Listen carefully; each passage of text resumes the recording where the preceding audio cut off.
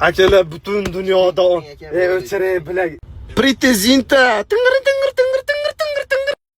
Akalar, sizlarga butun dunyoda bo'lib turgan yaxshi xabarlarni bo'lishmoqchiman. Shu xabardan keyin Elon Musk tog'amizga bo'lgan hurmatim yanada oshdi. Nima uchun? Sababi hammanglar bilgan o'sha OnlyFans saytini sotib olmoqchi va sotib olganidan keyin u saytni taktugi bilan yo'qotib yubormoqchi bo'lyapti akaxonimiz.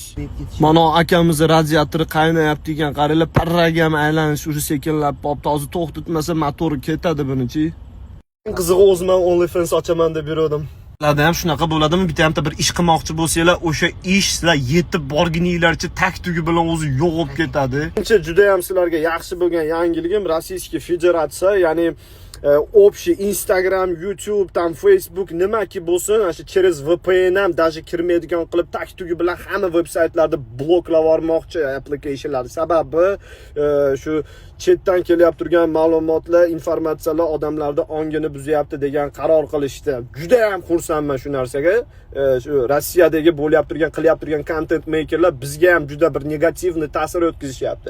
Koshki bizda ham shu narsa bo'lsa, milliard marta xursand bo'lardim. Shu Instagramni taktugi bilan shuni yo'qotib yuborsa, hamma miyasi yana ishlab, hamma yana hayotda kapalaylar kabi burkirab yurishar edi.